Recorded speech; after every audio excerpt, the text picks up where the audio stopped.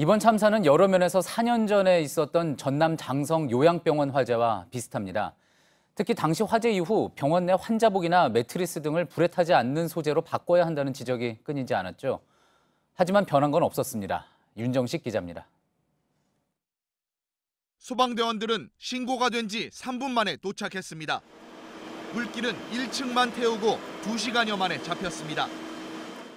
지난 2014년 5월 전남 장성 효사랑 요양병원 화재 때도 소방대원들은 4분 만에 도착해 신속하게 불을 껐습니다.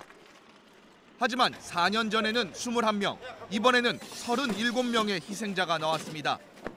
모두 침대 매트리스나 쌓아둔 입원복 등이 불쏘시개 역할을 하며 유독가스를 내뿜었기 때문입니다. 장성 사고 당시부터 이 문제는 지적됐지만 지금까지 바뀐 건 없습니다. 장성 요양병원 화재의 경우도 불길은 금방 잡혔지만 더 무서운 것은 바로 연기였습니다. 강한 자재를 사용한다면 피해 정도를 현격하게 줄일 수 있다고 봅니다. 실제로 불에 타지 않는 난연 섬유와 일반 섬유를 비교해봤습니다.